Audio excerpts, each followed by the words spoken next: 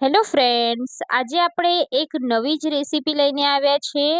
એમાં આપણે ગાજરનું શાક બનાવવાનું છે। તો શિયાળામાં સ્પેશિયલી લાલ ગાજર આવે છે, એનું શાક ખાવામાં ખૂબ જ સરસ લાગે છે।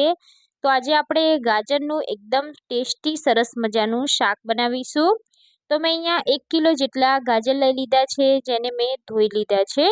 હવે આપણે ગાજરને સમારવાના છે। તો સૌથી પહેલાં આપણે ગાજરની આ રીતે પીલરની મદદથી છાલ ઉતારી લેવાની છે, જેથી તેમાં જે આ માટીનો ભાગ હોય તે બધો જતો રહેશે અને સરસ મજાના લાલ ચટાકેદાર આપણા ગાજર થઈ જશે।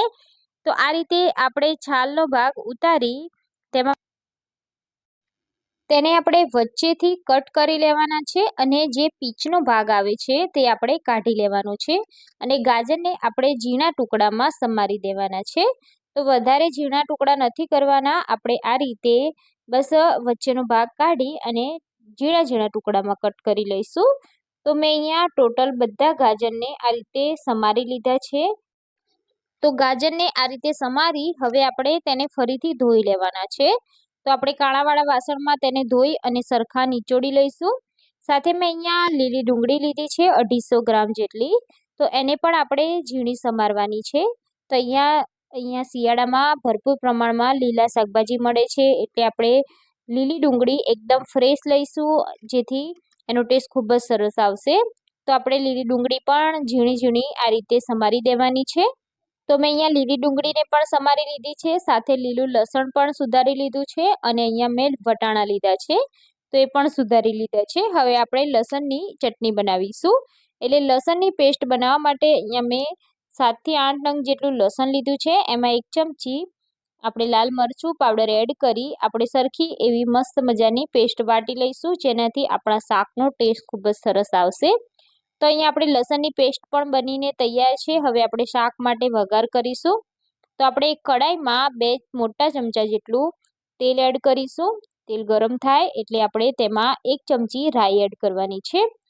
રાઈને આપણે સરસ મજાની ચટકવા દેવાની છે। રાઈ ફૂટે પછી આપણે તેમાં 1 ચમચી જીરું એડ કરીશું અને હિંગથી આપણે વઘાર કરીશું। હવે આપણે જે લસણની ચટણી વાટીને રાખી છે એ આપણે એડ કરી દેવાની છે અને મિક્સ કરી લેવાની છે। તો અત્યારે ગેસની ફ્લેમ આપણે ધીરી કરી દેવાની, જેથી આપણે લસણ બળી ના જાય। સાથે આપણે મીઠા લીમડાના પાન પણ થોડા એડ કરી દઈશું અને જે આપણે લીલું લસણ લીધું છે એ પણ આપણે અહીંયા એડ કરી દેવાનું છે અને મિક્સ કરી લઈશું। ગેસની ફ્લેમ ધીરી રાખવાની, જેથી આપણે લસણ બળી ના જાય।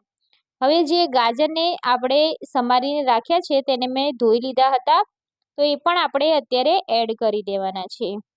તો તમે જોઈ શકો છો ગાજરને આપણે એકદમ આ રીતે ઝીણા સમારવાના છે, શાક ખાવામાં ખૂબ જ સરસ લાગશે। તો અહીંયા આપણે લીલી ડુંગળી જે સમારીને રાખી છે એ પણ અહીંયા એડ કરી દઈશું, સાથે આપણે લીલા વટાણા પણ એડ કરી દેવાના છે। તો સાથે સાથે આપણે મસાલા પણ કરી લઈશું। મસાલામાં આપણે લાલ મરચું તો એડ કરીશું, પણ હળદર એડ નથી કરી, એટલે આપણે હળદર એડ કરી દઈશું। સાથે 1 ચમચી લાલ મરચું પાવડર પણ એડ કરી દઈશું અને સ્વાદ મુજબ મીઠું એડ કરી દઈશું। મિક્સ કરી લઈશું આ રીતે, અને હવે આપણે બિલકુલ આમાં પાણી એડ નથી કરવાનું। તો આ શાક તેલમાં જ ચડવામાં આવે છે અને આ શાક તેલથી ચડશે તો એનો ટેસ્ટ ખૂબ જ સરસ લાગશે। તો આપણે બિલકુલ આમાં પાણી એડ નથી કરવાનું। તો આપણે બધા જ મસાલા સરસ રીતે મિક્સ કરી લીધા છે। હવે આ શાકને આપણે થવા દેવાનું છે। તો ઢાંકણ ઢાંકી આપણે ટોટલ તેને ધીરા ગેસ ઉપર થવા દઈશું। તો 7 થી 8 મિનિટ જેવું આપણે ધીરા ગેસ પર આ શાક આપણે કૂક કરવાનું છે, જ્યાં સુધી ગાજર સોફ્ટ ના થાય ત્યાં સુધી। તો અહીંયા તમે જોઈ શકો છો કે ગાજર આપણા સોફ્ટ થઈ ગયા છે અને ટોટલ 10 મિનિટ જેટલું મેં શાકને અહીંયા થવા દીધું હતું। તો બધું શાક આપણું સરસ મજાનું ચડી ગયું છે। તો આપણે ગાજરને ટુકડો કરી અને ચેક કરી લેવાનું। તો લાસ્ટમાં આપણે 1 ચમચી ગરમ મસાલો એડ કરીશું અને ઉપરથી લીલા ધાણા એડ કરી દેવાના છે।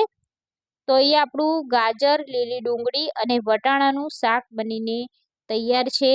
આ શાક ખાવામાં ખૂબ જ સરસ લાગે છે। તમે રોટલી, રોટલો, ભાખરી કે પછી પરાઠા સાથે આ શાકને સર્વ કરો, ખાવાની ખૂબ જ મજા આવશે। તો ફ્રેન્ડ્સ, તમે આ શાક ક્યારે બનાવ્યું છે? જો ના બનાવ્યું હોય તો મારી રેસીપી જોઈ એકવાર જરૂરથી બનાવી લેજો। રેસીપી સારી લાગી હોય તો તમારા ફ્રેન્ડ્સ, ફેમિલી સાથે શેર કરી દો। ચેનલ પર નવા હોય તો ચેનલને સબસ્ક્રાઈબ કરી દો અને બાજુમાં રહેલા બેલ આઇકોન પર ક્લિક કરી લેજો, જેથી નવી નવી રેસીપીના નોટિફિકેશન તમને મળી જાય. તો ફરી મળીશું આપણે